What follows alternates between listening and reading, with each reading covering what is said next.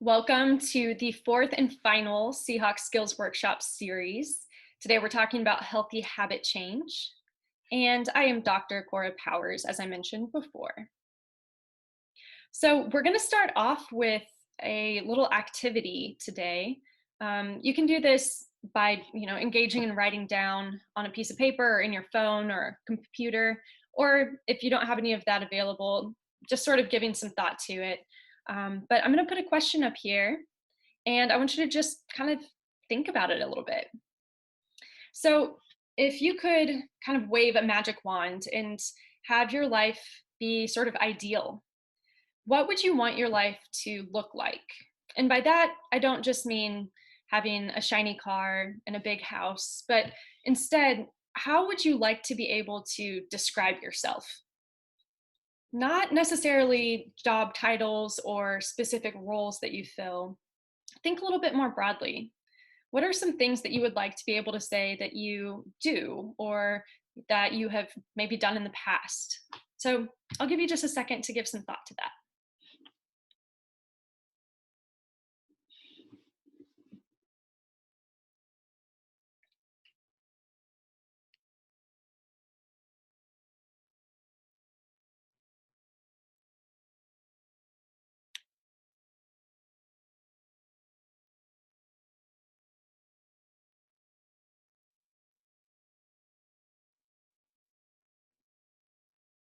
So as we move forward, go ahead and keep that piece of paper or those notes close by.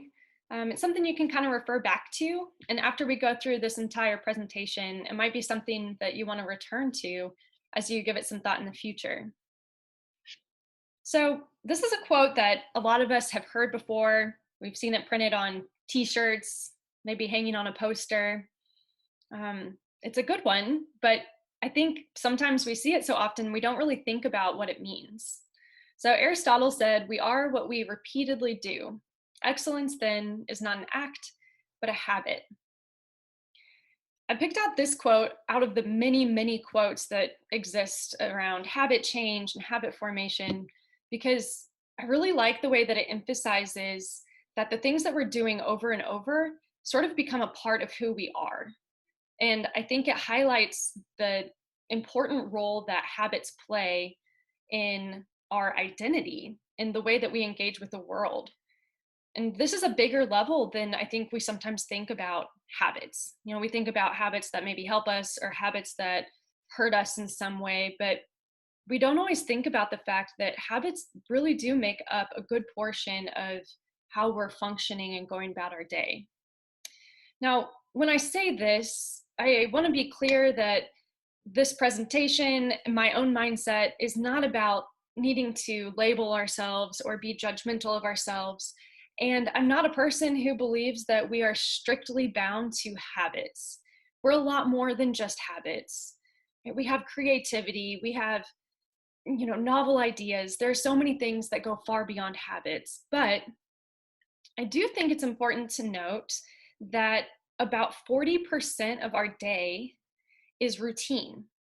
So day in and day out, almost half of our wakeful time is spent doing things over and over and over again. Because of that, habits are going to exist. They are a part of our life, whether it's something we want or that we don't want. They simply are. So what I want to talk about today are some ways that we can use those habits, create and cultivate habits that will help us to move towards those values that are most important to us.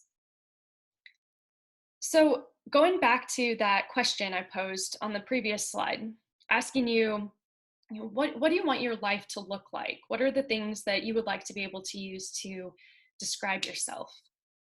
If we put that into sort of the lens of thinking about values, you might be able to pull out a couple things that are really important to you.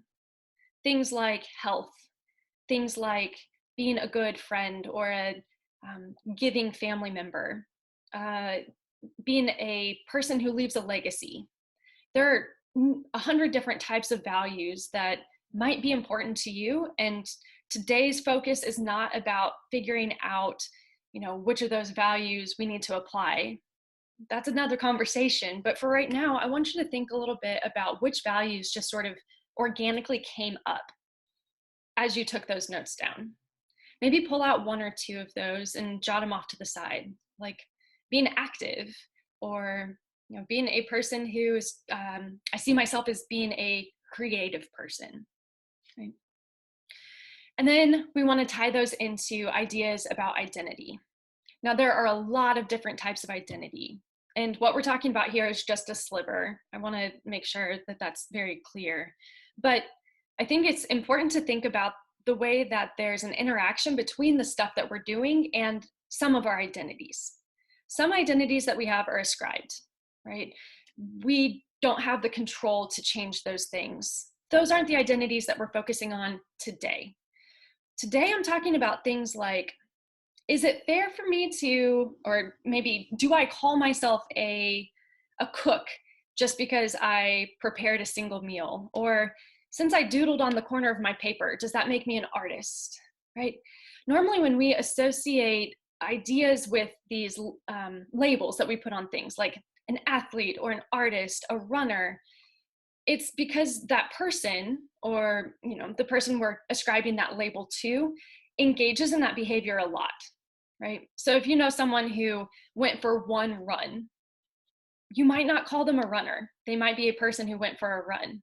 But if you have a friend who goes out for a run every day after work, you're likely to think of them as a runner, right? So again, we don't want to get too far in the weeds with applying a bunch of labels, but it is a good way for us to really highlight those values once again and kind of see which things are rising to the top as things that really matter to us. Excuse me. Okay, so we know that habits exist. We know that they're a big part of our life, whether intentional or not. So let's talk a little bit more about habits and habit change. So habits are created consciously and unconsciously. If you think a little bit about some of the habits that you currently have, you might be able to come up with a few that you don't really remember when it started. It's just something that you've always done. A good example of this might be biting your nails. We don't often think about the first time we, started biting our nails. It's just something that unconsciously we started to do when we felt stressed or anxious or upset.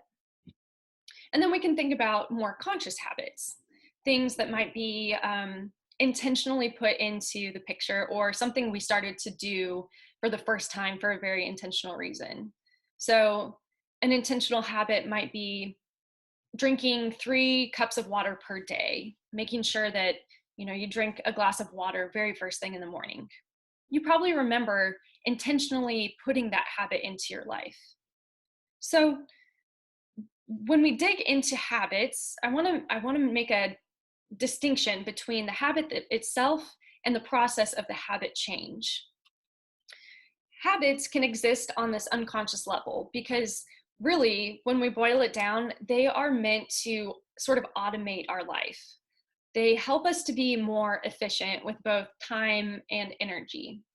And this is really important from a biological, physiological level because our brain, it only takes up about 2% of our body's entire mass, but it consumes 25% and up of our energy throughout the day, which is a huge discrepancy if you think about it.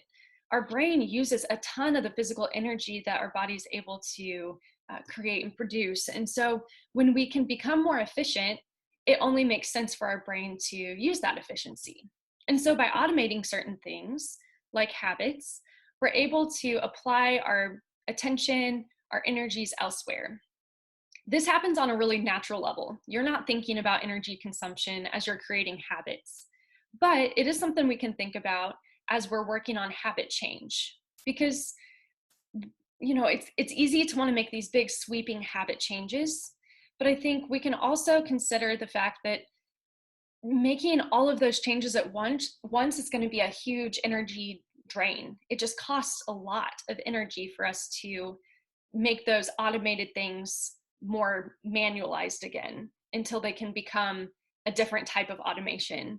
And so it's okay to create some habits or allow some habits to sort of rest where they are while you focus on other habits so that we can maintain some of the efficiency that's currently going on and then prioritize the things that kind of need to be switched up.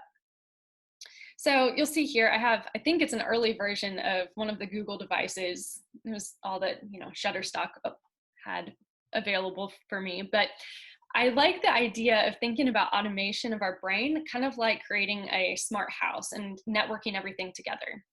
So if you are able to go into the background of Alexa or Google or any of the home automation systems, you can set up these if-then statements where there's a cue and a response. And once we have automated that, we have to put in the physical work on our phones or computers to create that automation in the background. But once we set it to run, that system takes care of itself. So it's efficient, it's automated. Creating habits, we can think of in a really similar way. It's not that we become robotic, because again, we are so much more than the habits that we create, but it allows us to distance ourselves from the mental process that goes into maintaining something that we want to become a habit, because that just drains us. So with that, I just want to once again note, habits, pretty much unconscious at this point. They're automated, but habit change is very much a conscious process, and it's something that is effortful, and it's going to take applying some real work and discipline in order to change those habits. When we talk about different kinds of habits, I think, it's pretty broad. I mean, we've already talked a little bit about unproductive versus productive, and you might remember that line from some of my previous talks that I've given. But instead of thinking about good habits and bad habits, those are the terms we use most of the time, I really want to once again try to reframe things into thinking more about the productivity or how helpful something is, not whether it's good or bad. Part of the reason is because, it's not always helpful to have such stark labels on things. But the other reason is because there is no one set of habits that is universally best. So you can take an elite athlete, for instance, or several elite athletes. You are likely going to find pretty wide variability in those habits that they're using. Now, there may be some consistent trends like focus on health, but when we get down into the more specific pieces, it really depends on what works for the person and what they value most. So when we think about productivity, we really want to orient ourselves on that spectrum of how is this moving me towards my value or away from my value, not whether it's good or bad, or whether it's something somebody else does or not. I've already touched on the piece about conscious versus unconscious habits, but just wanted to remind again of that. And then I wanted to encourage you to think a little bit more broadly about the kinds of habits that do exist on this spectrum of productivity and within the conscious, unconscious sort of spectrum as well. Habits can include our thought patterns, which if you're interested in going back and learning about, session 1 focused on thought habits. It can be on our behaviors. I think oftentimes those are the types of habits that we talk about the most. The behaviors that we're engaging in, like popping your knuckles or staying up too late at night, or whether or not you're exercising or eating right. And then there's also the more relational or interpersonal pieces, which I'm including in that idea of what we say. This can be the way we're communicating with other people. So we may have a habit of maybe playing devil's advocate, or maybe we have the habit of comparing ourselves to other people, and what we're saying internally to ourselves is a really negative feedback loop, a really unproductive one. But there's all kinds of habits that we can work on sort of adjusting to make them more productive and more in line with the values that we identified earlier.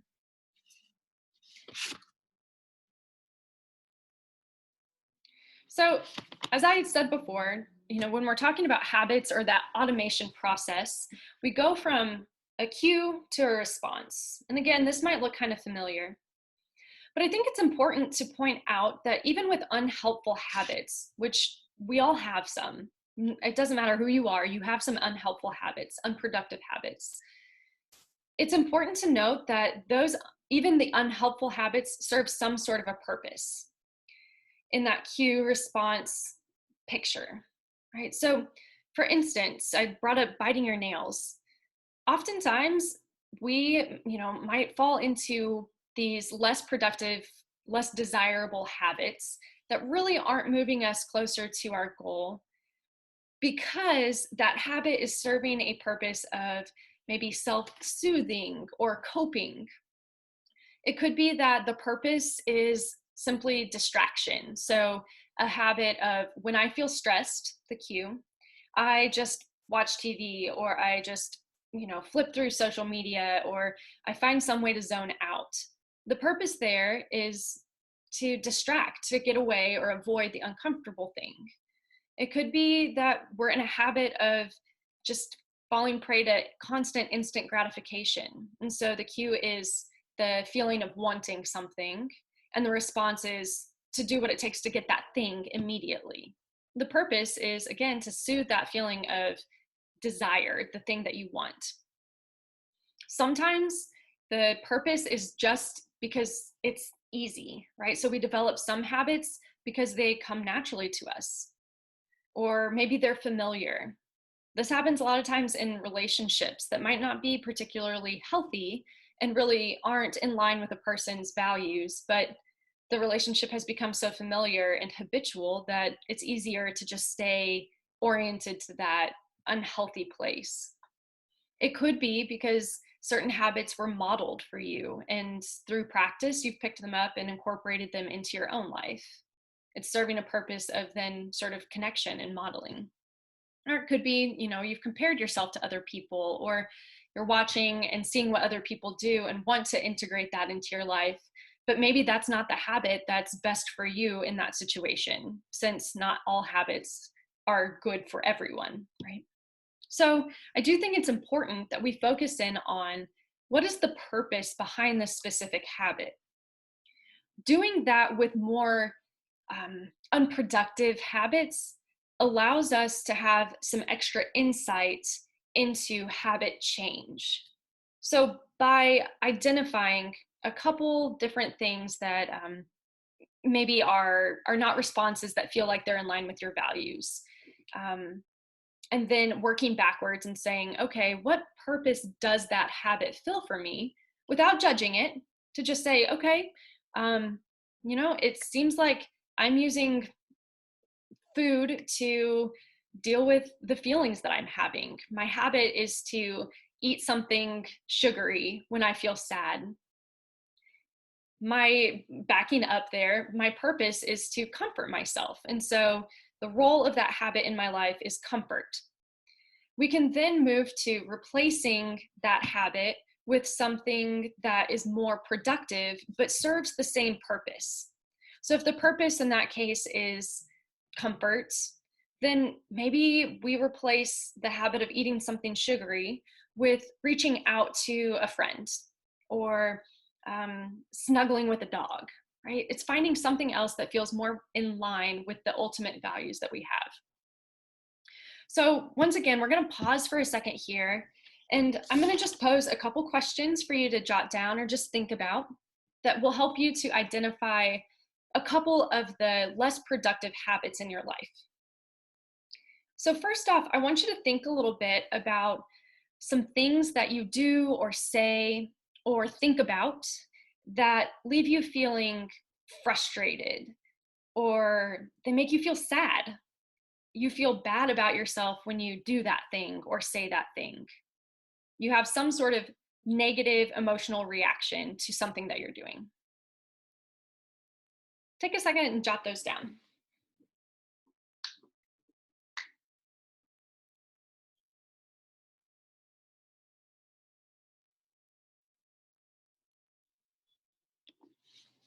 Next up, let's think about a couple things that just feel like they're they're harming you in some way. It's damaging you or your relationships, or perhaps you see that your own thoughts or actions are hurting somebody else in your life.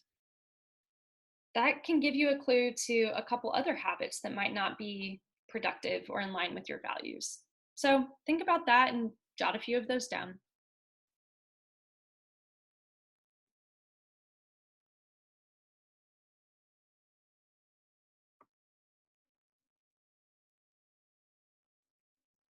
And then a final question is just thinking about those values that you identified early on in the session and noticing habits that don't feel like they're aligned with those values. So, for instance, if a high value for you is being very healthy and eating well, but you find yourself eating dessert every night of the week, perhaps that's a habit that isn't productive towards that value. So, think about some of those discrepancies for a second.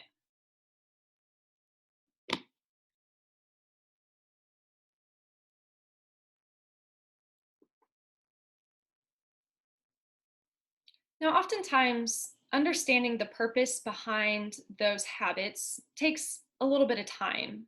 I don't imagine you're going to be able to identify the purpose right now, but I encourage you to spend a little bit of time after we wrap up this session going back to those things that you just listed and trying to figure out, what is the purpose behind these habits? And remember, it's not useful for us to be mean to ourselves as we're trying to understand the purpose, to beat ourselves up. It's natural to create habits, and it's natural for us to create habits that are serving that purpose. So be kind to yourself as you're working through this. Once you have been able to identify a couple habits that you would like to maybe replace or exchange for something else, we can move into this idea of what it means to create a new habit and sort of building a foundation around more productive habits. So I have a couple ideas here for the sort of foundational pieces of a habit. Maybe you've already identified one of those less productive habits that you'd like to try to replace, or maybe you're interested in just developing a new habit altogether.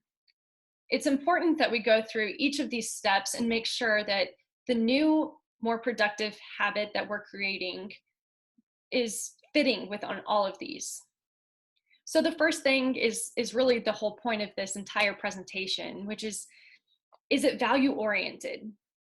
This new habit that you're wanting to engage in, what is the value that it's driving towards? Is it health? Is it relationships? Whatever it is, you need to understand why you want to do the thing that you're doing. Then we want to think about how purposeful that habit is. Is it something that you can do intentionally? Is it meeting a need? Is it fulfilling a need in replacement of another habit that isn't as productive? Being really mindful about the purposefulness will help us to make sense of the motivation for change as we go forward. The next piece is focusing on process over outcome, and this is really important. This is the reason why most people fall off of the New Year's resolution bandwagon within 2 weeks. When we focus on outcomes or the end goal, it's a lot harder for us to stick with something. Whereas when we're developing a habit, it is not a goal, but a process. Because we are working towards a specific value that we want for our life, so for instance, health, the process is going to be engaging in healthy habits. Whereas if we orient ourselves towards a specific goal, and goals are not bad, there's absolutely a place for goals. But when we orient ourselves to an outcome goal, so let's say running a half marathon, then we can still engage in that behavior, say running, but once you hit that goal, the motivation is gone. It's not becoming a new part of your identity or bringing it in line with that value of health. It's simply to reach this outcome goal. So to be more successful with habits, focus on process, not outcome. Think more about what do I want to be, not what do I want to accomplish or do. Next up is another, I guess, favorite soapbox of mine, but control. Understanding what is within your control and what is not within your control. When it comes to creating new habits, if it is not within your control, you can't create a habit around it.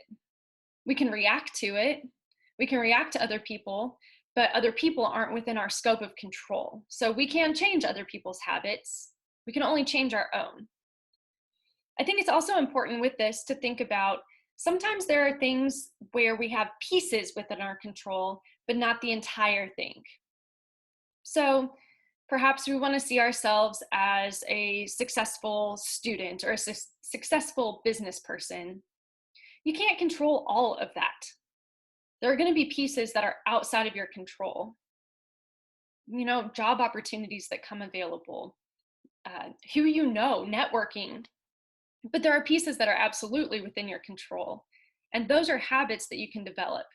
So, for instance, being a person who makes a habit of attending class or of arriving at work 5 minutes early. Those are things within your control. And I would just note that that's a good way to sort of break down the big things that feel really uncontrollable. We can split it into smaller pieces and recognize where we do have a little bit of control to empower ourselves in those moments. We want to make sure that the habits that we're creating are reasonable. A good question is just, do I have the resources to be able to do this right now? Creating a new habit is effortful. As I said before, it's like pulling off the automation and manually going through the process over and over again until we re-automate it. For that reason, we need to make sure that we have the resources available and that it's something that's within our scope of abilities. There are certain things that may not be reasonable, right? So I might want to think of myself as a surfer. Right now, I don't have the resources available to be able to be a surfer, right? I don't have the knowledge base. I don't have the physical equipment to be able to do that. That's not to say that that's off the table for me forever and that creating the habit that leads to the identity of being a surfer isn't there. But for right now, I don't have the resources I need. And so that's an unreasonable expectation. And then we want to think about our habits being forward thinking. Is this something that's going to be rewarding to me down the road? Now, this is not the same as the outcome and orienting to a goal, but instead, we want to think about things like something could be rewarding right now. It could feel really good. We might even be able to convince ourselves that it's in line with our values. But down the road, we can reflect back and say, no, that was not in line with my values at all. We'll also find sometimes that our values compete with one another, right? So self-compassion and pushing yourself oftentimes can feel like they conflict with each other, but almost always we can find a way for those to be compatible and to see how both support and challenge can go hand in hand, for example. So make sure that whatever you're doing is not sort of shooting yourself in the foot for your future success. When it comes to getting started with a new goal that you're developing, I have 3 points I want to hit on. The first thing is just start. Oftentimes we feel like we have to have the perfect timing. We need to have everything in order, and we need to kind of be in the right mindset before we get started. It turns out that the first step is oftentimes the hardest. So if you're an athlete, you might be able to relate to this. For me, as a former college swimmer, it's really easy for me to look back and remember that, practices, they were rough. And sometimes the hardest part of the entire practice was jumping into the cold pool. Once I was in the water, I could do anything. It might not have felt good, I might not have liked it, but I could do it. Sometimes taking that very first step is all we need. So we can take a really practical approach with this and say, okay, if my goal is to go for a walk, all I have to do is walk for 2 minutes. Because once you get started and you're walking, it's pretty likely you're going to be like, okay, this isn't as bad as I imagined it would be. I can keep going with this. So Don't wait for it to be perfect, just start. With that, I think we can also look at the other side of things and note that sometimes we can take advantage of timing in certain circumstances. So, for instance, um, there are multiple studies that show that we have this sort of clean slate opportunity when we experience a big life change. For instance, a move or purchasing a new car or a new relationship, the start of a new school year. It's a really prime time for us to introduce a new habit or two. One of the studies proved that when a person moves, if they've been a smoker for a while, if when they move, they say, nope, no more smoking once I'm in this new home, it's easier for them to stick with that because there are so many other things that are changing all at once. The same would hold true if you bought a new car and you told yourself, no, I'm not going to allow myself to eat fast food in this car.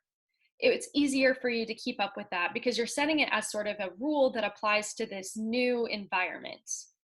And I think that really highlights the importance of environment that we'll get to here in a second. And then finally, don't let perfect be the enemy of good. You will never be perfect at your habits.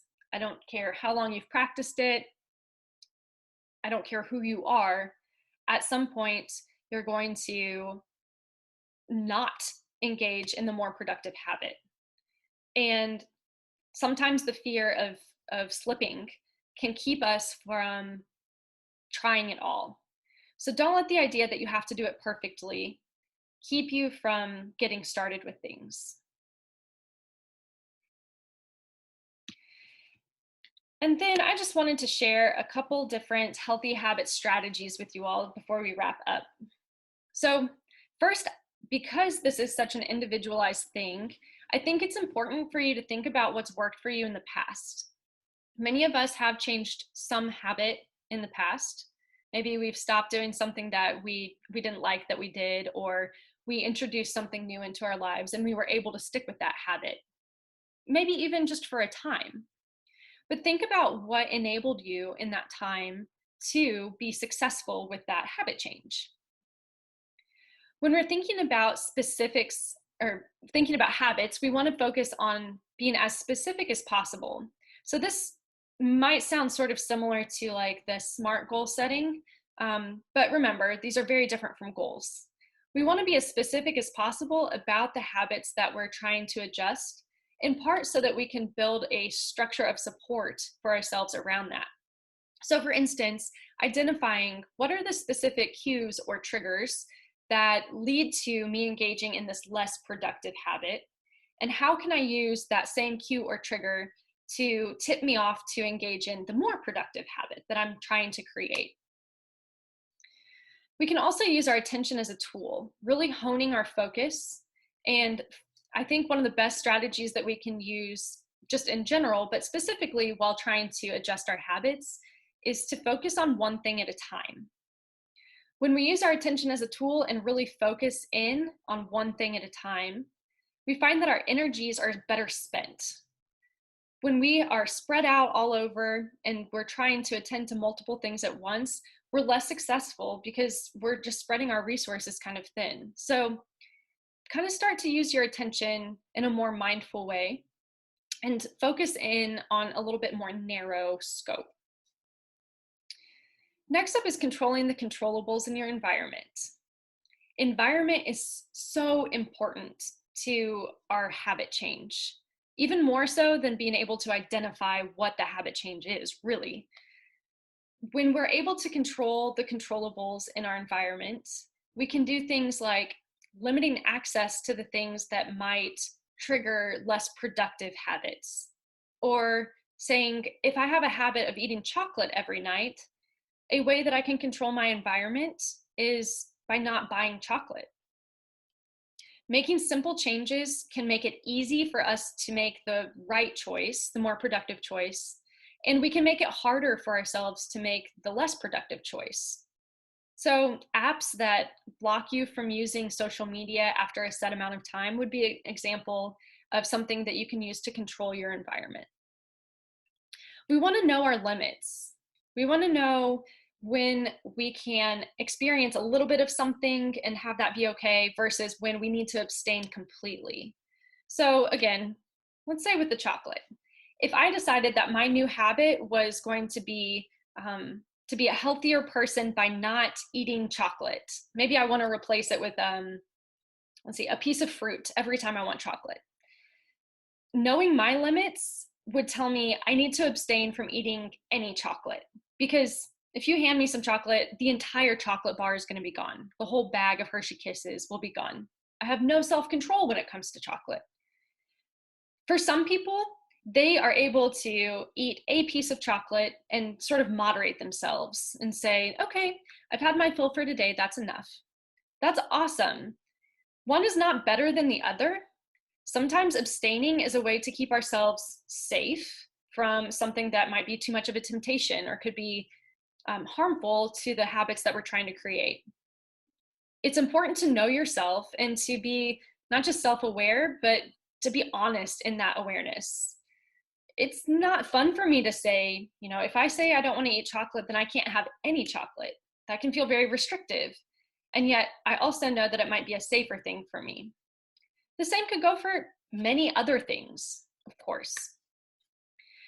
Creating pairing and cues. So we've touched on the cues before, but creating pairing is a really great strategy for creating a new habit.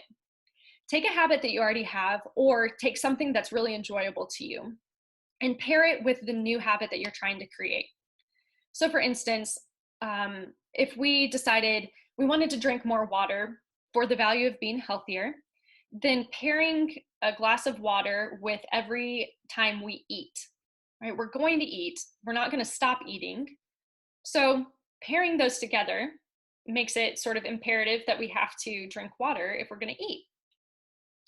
We can also do it with more enjoyable things. So let's say you want to exercise more, again, for the value of being more active, and you also really enjoy listening to podcasts.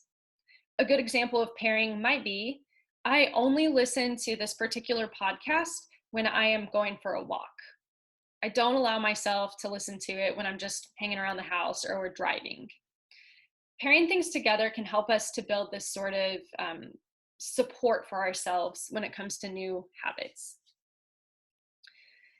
Creating accountability and support is also really important. Surrounding yourself with people with similar habits is one of the best ways that we can maintain our habits.